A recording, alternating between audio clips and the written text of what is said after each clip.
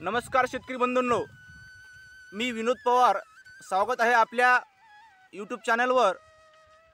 जर आपल्या चॅनलवर तुम्ही प्रथमतःच आला असाल तर आपल्या चॅनलला सबस्क्राइब करा व शेजारी बटनला दाबा, जेणेकरून तुम्हाला शेती संदर्भात वारंवार व्हिडिओ बघावयास मिळतील। तर शेतकरी बंधूंनो, आज आपण ज्वारी या पिकाबाबत थोडं जाणून घेणार आहोत। हल्ली ज्वारी बुरशीजन्य रोगाचा व सोबतच आळींचा सर्वात जास्त प्रादुर्भाव आपल्याला दिसून येत आहे।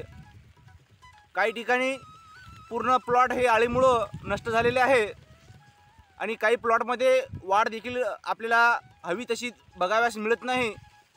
तर हे कशामुळे झालं असेल, तर हे सर्वात जास्त बुरशीजन्य रोगामुळे आणि आळीमुळे हे आपल्या प्लॉट आज खराब झालेले आहे। जर आपल्या प्लॉटला चांगलं करून घ्यायचं असेल तर आपल्याला एक आवश्यक अशी फवारणी घेणं आवश्यक आहे। जर आपल्या प्लॉटला आज व्यवस्थित करायचं असेल तर आपल्याला तत्काळ एक फवारणी घेणं फार महत्त्वाचं आहे। मित्रांनो, आज सर्वात जास्त ज्वारी या पिकावर आळींचा प्रादुर्भाव आपल्याला दिसून येतो आहे। जर आपल्याला आळीपासून बचाव करायचा असेल तर आपल्याला सुरुवातीला अळीनाशक घेणं फार महत्त्वाचं आहे। अळीनाशकमध्ये आपण प्रोपेक्स सुपर हे आपल्याला घ्यायचं आणि सोबतच आपल्या ज्वारीमध्ये बुरशीचा जास्त प्रादुर्भाव असेल किंवा मररोग जास्त असेल तर आपण एक बुरशीनाशक म्हणून ब्लू कॉपर घेणार आहोत। ब्लू कॉपर घेत असताना प्रति पंप 30 ग्राम हे आपल्याला घ्यायचं आहे।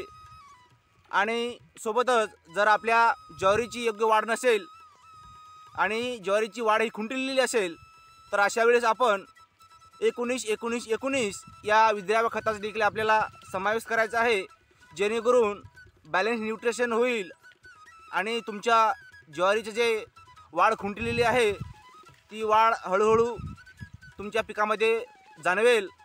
म्हणून हे आपल्याला फवारणी घेणं फार महत्त्वाचं आहे। बघा मित्रांनो, फवारणी कोणतीही घ्या, कुठल्याही कंटेंटची घ्या, फक्त स्वस्तात मस्त आपल्याला घेणं आवश्यक आहे। कारण आपण उत्पन्न कमी आणि खर्च जास्त जर करत राहू तर आपलं घाट्यात शेती होईल मित्रांनो। म्हणून वारंवार मी सांगत असतो, कमी खर्चामध्ये जास्त उत्पन्न कसे मिळवता येईल यासाठी प्रयत्न करत राहा। जर चांगलं उत्पन्न मिळत असेल तर काहीच हरकत नाही मित्रांनो, फक्त अतिरिक्त खर्च टाळा आणि आवश्यक असणारीच फवारणी घ्या, अनावश्यक असणारी फवारणी घेऊ नका मित्रांनो।